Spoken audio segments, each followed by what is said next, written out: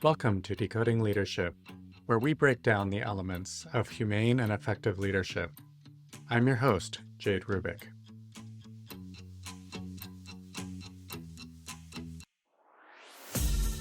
Today, I interviewed Nadya Duke Boone. I know Nadya from when I worked with her at New Relic. She's an accomplished product leader and chief product officer.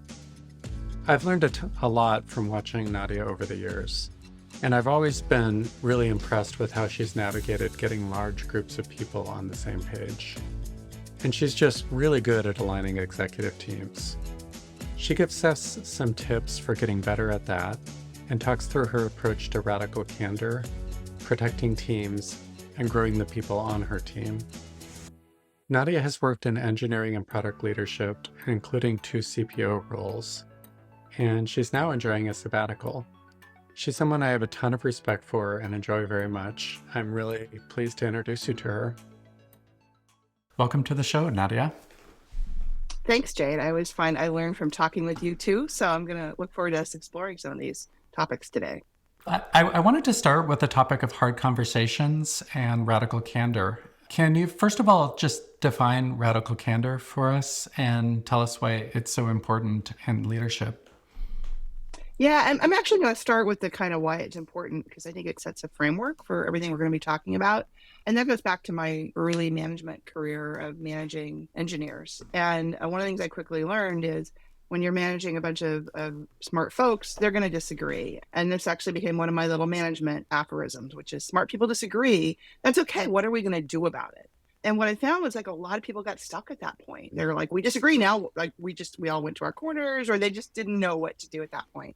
And so I was developing techniques on my own just to kind of, how do we have these conversations? How do we decide who makes the decision? How do we bring people together so that we're not just stuck there? And so when I came across this idea of radical candor, which is based on a book by Kim Scott, it's been out maybe like 15, 20 years. It's been around for a little bit. And the idea behind radical candor is that you need 2 things to really have these great conversations, to move past the disagreements, among other things. And that is, you need direct, useful dialogue, and you need empathy. And by empathy means like really truly understanding the other person's point of view, caring about the outcome from their point of view. And I think that, to me, unlocked like a lot of the stuff that I've been trying to sort out of, it's that combination. And the other thing I really like about the model is that it also defines like the failure modes, right? What happens if you're just direct but not empathetic? Like, it's not a license to be a jerk. It's actually trying to give you a framework to say, where am I actually operating? And then how do I get me to the good spot? Yeah, I know for myself, when I saw the term ruinous empathy, I was like, oh, shit, that's the thing I have to watch out for. Yeah, it's funny. That one is one I've actually seen teams get really stuck there. If you know the Tuckman model of team formation, where you have forming, storming, norming, performing. Yeah. And I have seen teams, they have so much ruinous empathy. They're all heart. They care so much, and they just can't have the hard conversations. And then they never get through, and they never actually become a high-performing team. A team all agreeing with each other. It's important to notice why they're agreeing with each other, because if everybody's actually in agreement and everybody's being really polite, that's actually a really bad sign. Yeah, you have to find those signs and figure out how to sniff them out. And again, that's where sometimes those conversations have to be one-on-one versus what can you do in a group? What can you do one-on-one? And then you get into the techniques of how do you actually implement radical candor. Can you tell me a little bit about this notion of altruism? I'm super curious, how do you see that playing into radical candor? I think it's, for me, my own journey as a leader and just as a human. It's about kind of keeping my ego in what I think is the healthy spot, right? You don't want to not have an ego. An ego is there to protect you in some ways, but it can also trip you up.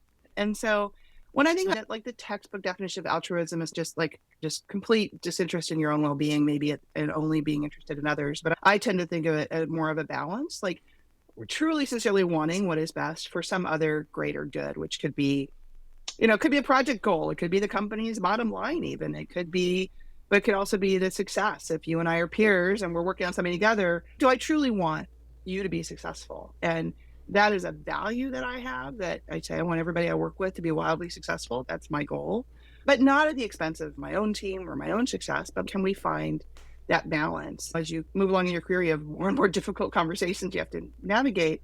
that when I could like look into my own heart and truly say, is my ego in the right place here? Is it, because if I'm going to talk to you about a hard topic and I'm frustrated because I feel like you always get your way, or if I'm scared because you're my boss, or all the different negative things that could be going on. And if I can put those aside and say, look, what really matters here is that we got the right outcome, that we make the right decision, then it can actually got me to a place of like fearlessness. Because when I went into those conversations like that, yeah, you're my boss, but you know what I really want is the best outcome, and what you're telling me doesn't make sense. Let's figure out a way. Suddenly, I was able to bring people into those conversations because I've also, what I realized, essentially given them an out. I've also given them a way through where their ego can stay safe and intact, and they can maybe get a little emotional distance as well. And then start having really good conversations with folks about some stuff that before people were like, that's a third rail. You can't talk about that. That's forbidden. I've felt that leadership is about getting a group of people to work towards some sort of altruistic cause, because otherwise everybody's interests are for themselves, and it's hard to create an effective group of self-interested individuals. That has to be part of it, but if it's in the foreground too much, it seems like it makes the organization very political. Yeah, years ago I managed a group of 4 architects, and we were responsible for the software framework for the whole company, and they disagreed constantly. They were all very smart and they all thought they knew their best way. And it was only when I like reframed it as, what do you want the outcome to be? And they realized that they all wanted was like a really great framework where all other engineers could just worry about their problems and not have to deal with authentication and like all this sort of like day-to-day stuff you need to just build a good app.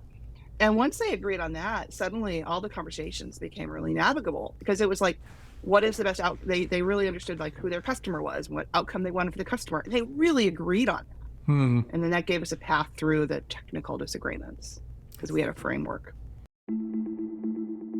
Talk a little bit more about how you've used this and how it's influenced your leadership style or approach.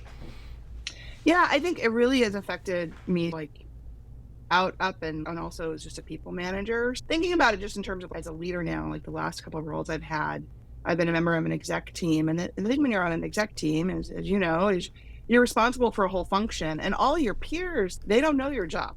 Your boss probably doesn't know your job. And sometimes the CEO will, sometimes they won't. But certainly when your peers are the head of marketing, the head of security, the head of finance, and all those things, they all have very different jobs. And yet you need things from each other to be successful. So like a classic, here's a real world example from my last job, working with our CMO, who was awesome, but his team would come to my folks and be like, well, we need a year roadmap. And we were working through like a point of, we believed in having a much more structured, like 3 to 6 month roadmap, and then a much more just directional, a year-long roadmap because of the speed of change of tech. And we were working security, which is very dynamic. So I sat down with the CMO and I was like, why do you need a year roadmap? Yeah. And because I'm like, I want him to be successful. He's got a super hard job. It was super important that he be just wildly successful. Yeah. And he was like, I don't always need a year roadmap, but I do need it for these things. I need it for my PR team has these kinds of lead times, and we have to lock in these these events, and we need to get our booths designed. And we have certain things, some stuff in marketing has super long lead times. And they're like, we've got to get these lead times. I'm like, okay, so now can we negotiate a year roadmap where it matters, but not have one where it doesn't? And then again, I think a failure mode of folks leading, I think it's really easy to feel like nobody understands you. And a failure mode could have been, you go back to your team and you're like, oh, those crazy marketing people, like they want a year roadmap. That's impossible. Just ignore them. Yeah. Or, oh my God, we have to provide a detailed 1-year roadmap because marketing needs it. And now I'm no longer a leader. I'm just taking orders from my peer. And instead of saying, I want you to be successful, CMO, let's get to a point where you want me to be successful, because I'm not going to be successful if I have to lock in a year roadmap. No. That is setting me up to fail. Yeah. And let's find that common ground. I remember back when I was an engineer and I was on call, and I got a call one night from a frantic engineering manager, and something was broken and she was just freaked out. And I knew instantly when she told me what was broken, what was going on. And I started to say, oh, it's fine. Those were probably my first words, were it's fine. Because and by it's fine meant I know it's broken, I can fix it. Right. And right. She was like, it is not fine. And, exactly. And then I realized like, oh, no, in her world, it is broken. Yeah. She's on call. She's got to get this thing fixed. And I just backpedaled and I was like, you're right. And I was able to like connect with her, make her feel heard, and then say, I have a solution. I can go fix it. Yeah. But I had to she had to know that I had heard her before she could hear me. That makes sense. And it was totally human, right? But that's where that empathy comes in, remembering what it must have been like to be her. How do you think managers can use radical candor to be more effective? Something I'm just getting more and more passionate about is feedback and how to provide really good feedback. And again, this as a manager also can apply with peers or others. And I think one of the things that holds managers back is they're either not direct enough or they're not empathetic enough. And it's those two combinations of two things. I love that. And so this idea of radical candor of, look, I want to have deep empathy for you, which means I understand what your goals are. I'm not trying to force my goals on you or what I think your goals should be. I truly understand what your goals are. And I'm willing to be direct, because that can be uncomfortable. Especially when you're giving people, hey, this didn't work well. I once had somebody apologize to me for giving me a compliment because he thought it might make me uncomfortable. And I'm like, no, trust me, like I'm good with it. Like that's a core competency is accepting compliments. but he was like really shy about giving me a compliment because he didn't want to freak me out or make me uncomfortable, which fair, maybe that had happened to him and all of that. So to get back to your actual question, I think as a manager then, if you can take these same ideas of empathy, of directness, and then also of altruism. If you work for me and I really want what's best for you, it's not the best thing for me to not tell you that, hey, in that meeting, you could have handled that better. The best thing for me to do is to tell you that, because that's going to help you get better. And so again, it helps me frame it in terms of what is my real goal here. And again, just brings me that comfort of I'm doing the right thing. I should go have that conversation. You and I both know a person named John who was a nationally ranked fencer. He told me that in fencing circles that it was considered poor behavior if you didn't share feedback with other people on your team of how they could improve. It was like a really uncool, like it was like, you are not being a good person if you're holding back, because all these people were such high level athletes that all of them, they wanted to be the best they could be. They were competing to be like the best in the country. And so it was really frowned upon to hold back any sort of information from each other. I just thought that was really fascinating. That's so interesting. That reminds me of when I used to do improv, and when we would do a show, and if you're a performer, like people do improv, like we love being on stage, it's our happy place, and you come off the show with this high, and yet the first thing we would do is we would go backstage and we would give each other notes. Which is the same thing of like feedback. This was great, but she could have been better here. You came in late here, whatever. And so it was like reality check before you headed off. I love that. And I also love that there's a term for that, notes. Like you're basically, with that whole term, you're creating this whole expectation that everybody do it with each other. I love that. That's really cool. Yeah. What are other ways that leaders can make safe space for people on their teams? One of the blog posts of yours that I've sent to many managers over the last couple of years is, I think it's don't be a shit shield for your team. And my own version of that I developed was, you protect your team by leveling them up, right? And again, I think I started in management working in IT, and then I moved into product engineering and then product management. In IT especially, there's a really common failure mode for managers where they just are victims, because IT is a cost center.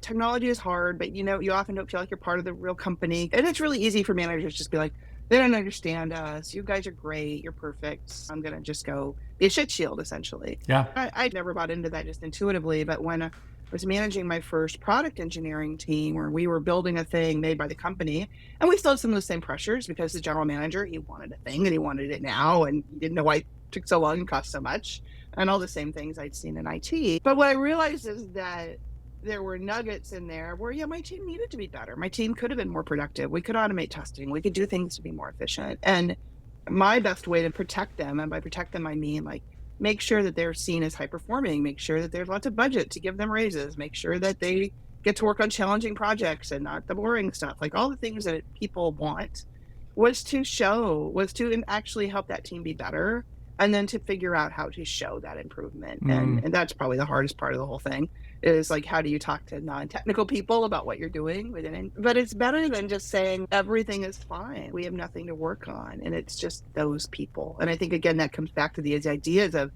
empathy and altruism. The greater good is not that I protect my team and no one knows what they're doing. The greater good is that this team is kicking ass. Yeah.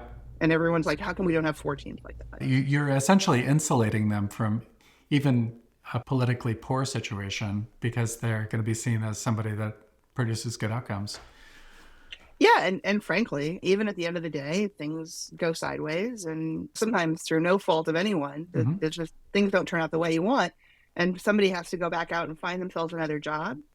You've made them more employable because now they've got these new skills, or they've worked on a more high-performing team. The other piece is sometimes like what your team needs to be successful is not just something from them, but something from other groups. So again, and I've seen that both as an engineering manager, and I certainly see that as a product leader. Sometimes what my team is, I need something from one of those other C-level execs teams. Yeah. And so to level up my team, for instance, when I was working in security, my product and engineering teams worked very closely with the security experts who reported to our CISO. So now I had a reason to go negotiate. I want my team to be great, but my team can't be as great as they could be if we don't have an amazing relationship with those security engineers. Great. I'm going to go work on that. Nice. So it's not just leveling up my team. I was working closely with him, and we were partners. I'm like, great, let's make this work really well, because that's going to help both of our teams. What are some general approaches you've taken for leveling up your team members? I'll stick with some recency bias, because some work I did when I knew I was going to be leaving Huntress, and I had some awesome directors that I really wanted to set up for success. A lot of them were new to their role. I went back to that practice of let's give them really direct feedback. And so I was like, okay, where can I most help them? Just all the normal, just kind of manager stuff like, this is your job. How are you doing against the job expectations? I did 2 things. One was I did just a very quick and informal 360 feedback for them. And the other one was I was really frank with them about the politics. And I think politics in workplace gets a bad rap. Politics is just people, friends. Like, it is just about people and like how people work and how they think and what they value. And when you could go, again, especially when you're managing other leaders, and say, hey, when you're working with this person in finance, this is what they really value. If you frame your conversations in terms of this, you're going to be so much more productive in working with them. That is a gift. Totally. Right? Absolutely. Those are some of the things that help them level up by just not being afraid to talk about it. And again, I think sometimes people feel like, oh, I can't talk about it because it's somehow bad. Like, no, it's just people. Like, I'm sure there are people who out there. In fact, I know for a fact there are people who've worked for me who have advised other people who've worked for me how to work with Nadya. They're like, this is how she likes her data. This is how she does her things. And I have thanked them for it. I'm like, thank you for, I could tell that this person had gotten some coaching. And in fact, we had a much better meeting. And so thank you for doing that. Like, we all are limited by how our brains work, the quirks of it. So there's this book that most of us have read called The First 90 Days, which is about how to take on a new role. And in this book, there's a test. I think it's in that book. It's either that is about what parts of sort of leadership do you gravitate to. And I took this test and I did it all. And I was like, oh, I'm just looking at my answers. I was like, oh, I guess I really gravitate to the people side. Yeah. And the answer key was like, you are political. And I was like, oh. Interesting. That's interesting. But it was, when I thought of as people, the book was like, oh, so you're like a savvy political. And in fact, looking back, I was like, yeah, like I do well in large organizations. I like to figure out who's who and what's what. And it's just fun. It's just an interesting puzzle. But again, not because I'm like Machiavellian, but because I'm like, I think it's almost like I'm so practical. I'm like, I got to get shit done. And if I got to get shit done with these people, how do I do that? So one thing I've always really admired in your leadership work is you seem really effective at working with other leaders and your managers and your, like, the people around you. First of all, it seems like everybody just wants to work with you, but you're also just really good at getting like a group of humans all pointed in the same direction. And I was curious, what has been your approach for that? You've taken on some of the gnarliest alignment challenges I've seen and done so really well, like where I did not expect good outcomes. So I'm curious, how have you gone about that?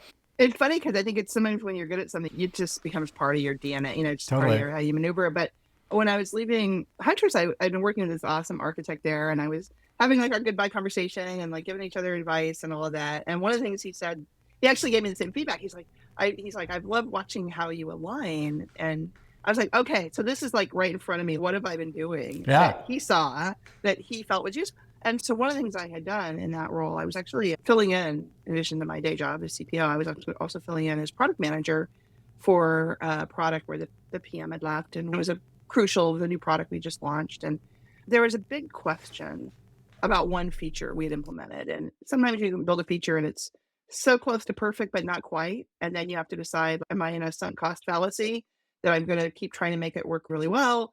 Should I just kill it? Is there a middle ground? And so again, I was familiar with the product, but I had not been the PM at the level of detail that you need a PM thing. So I'm digging in. So I talked to all the sales engineers about this thing because it was very much integrated. It was very much related to onboarding, and so they had a lot of good feedback on it.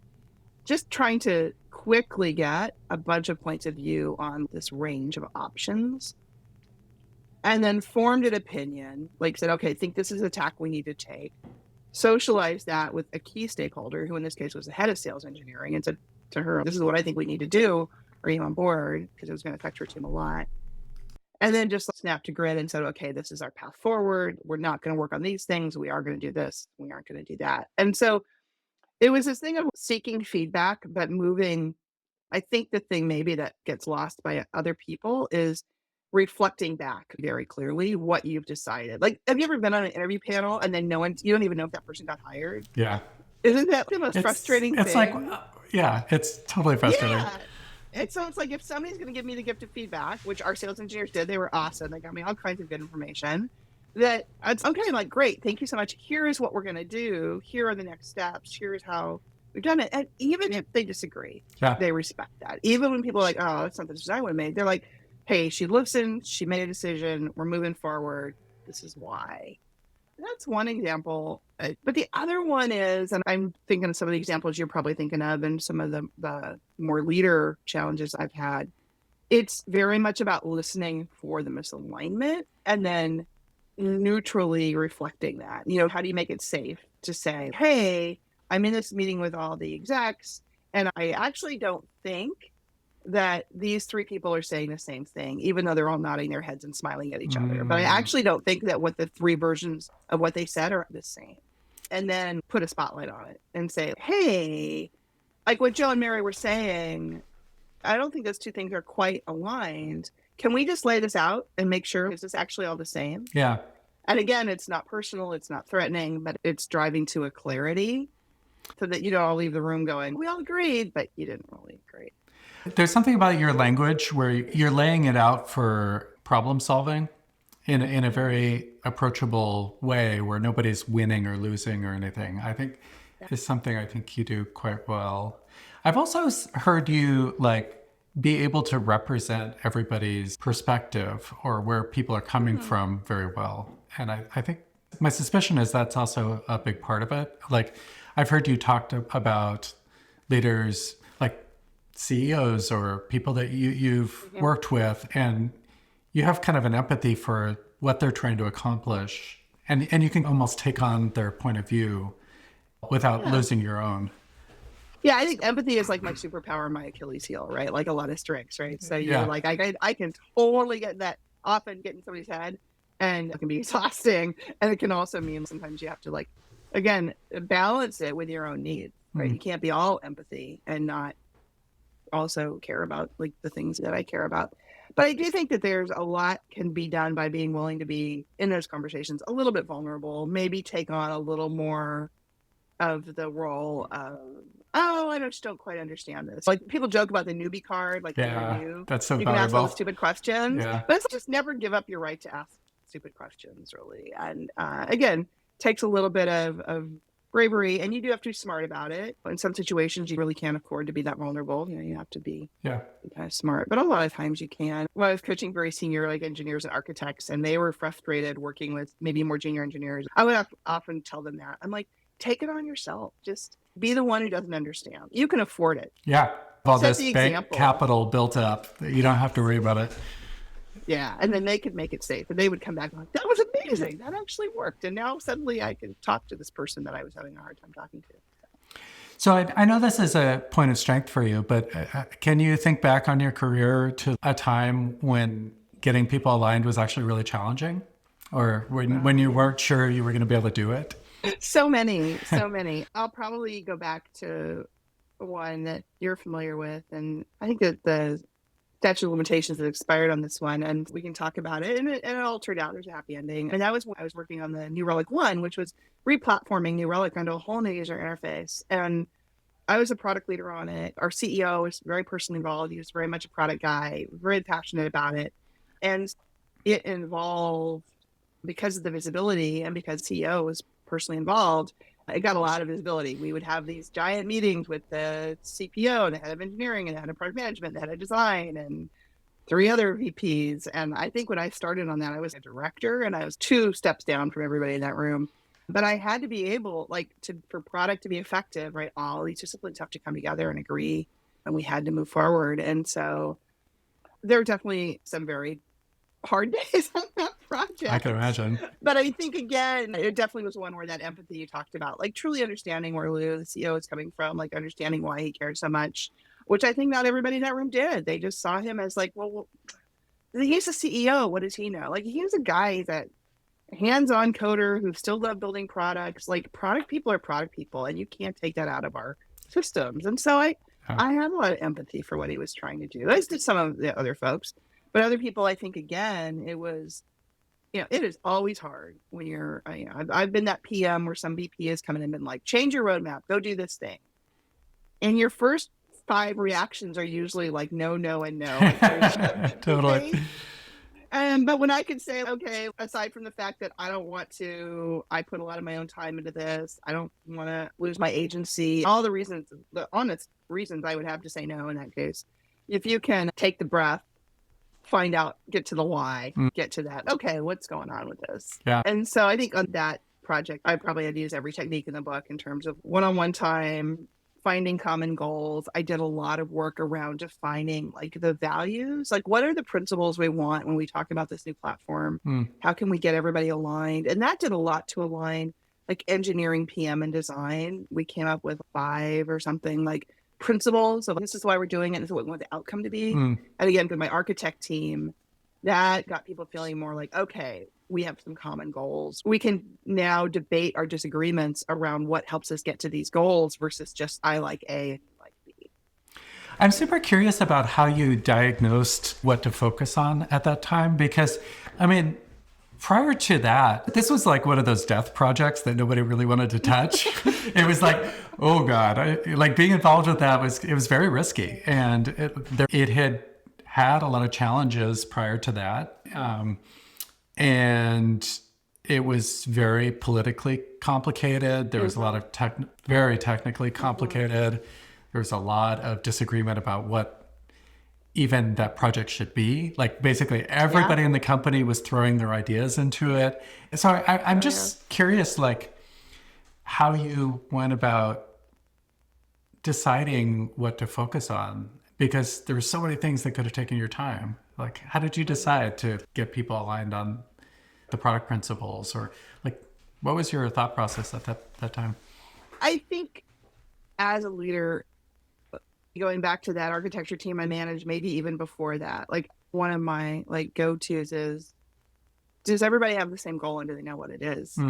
And to your point, people didn't, right? Because it was everybody and their mother going, how can I get my pet thing into this? Yeah. So as I got involved and I did the classic go talk to everybody in the world and get all their opinions, I saw pretty quickly that was a fundamental problem. And that also that in this case, we actually had the benefit of a really clear decision maker. That's true. With our CEO, with Lou, like sometimes when you have an executive who's the decision maker, they're actually not involved enough to be the decision maker, but he was. Yeah. So we actually were in a good spot that we had somebody who knew enough and was willing to and absolutely could and would make decisions. Yeah. We just needed to frame those decisions up. Yeah.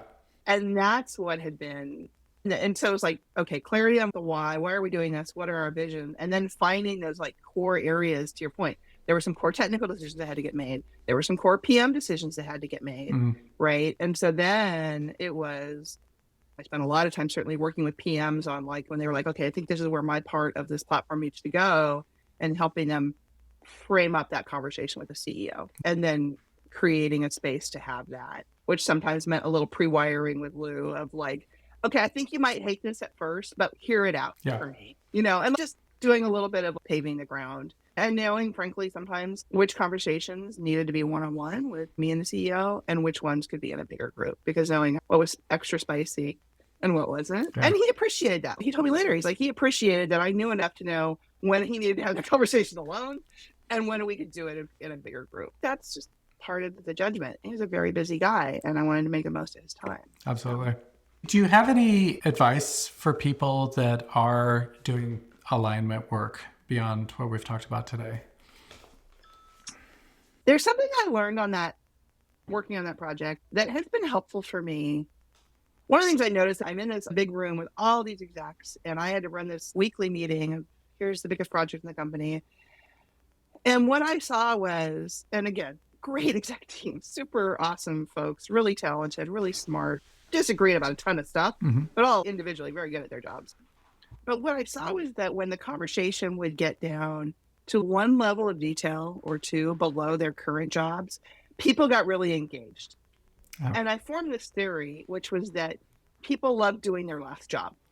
So if you're VP of engineering and the director level of problem comes up, it is so comfortable to go do that work. And I formed this hypothesis, and I've since tested it, including on myself. And I will tell you, it is true for me too. Yeah. Because it's so comfortable to go do work that you used to do really, really well. That's probably why you got promoted.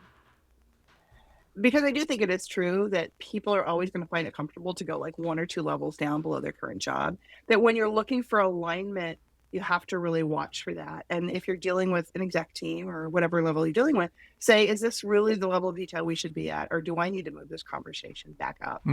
Because what we need to be getting aligned on is at a higher level of like strategy or vision or something else, and go let those other people do that work. That is fascinating. I love that. Yeah, listen for that. It is so interesting. And it was really interesting for me because in my last year, my role as CPO at Huntress, I had product engineering and design, and the head of PM left. And so I was literally doing his job, which is a job I used to have. And so I made a spreadsheet for myself, and I was, okay, what are the parts of the job I have to do? What are the parts I can wait on? Because I wanted to make sure that I was really just doing the parts I had to do. Yeah. Knowing that it'd be like, oh, this is a great job. I loved this job. I totally agree with that. But I love also the additional insight beyond just like how it affects us as individuals, that you could guard for this when you're working with other people and pay a lot of attention to what levels people can get sucked into. And because executive meetings, it's so common for them to just totally go off the rails, and it doesn't surprise me at all that a lot of it has to do with the level of abstraction or where you're dealing with it.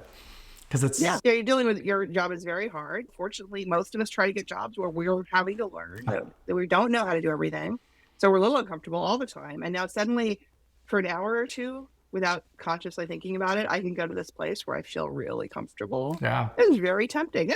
It's not always bad. No. It's just being conscious of it for yourself, but also, again, working with your peers of, hey, should we be leveling this up, or are we good here? Yeah. I love that. Nadya, thank you so much for volunteering to be a part of this, and I really appreciate it. It's been a wonderful conversation, and look forward to seeing you again soon. Thanks, Jade. It was a lot of fun. And like I said, it's always helped me think when I've got somebody smart to talk to about this stuff. So thanks. So how can people find you on the internet? Sure, you can just go to NadyaDukeBoone.com, all one word. That's Nadya. Duke like John Wayne, Boone like Daniel Boone, I guess.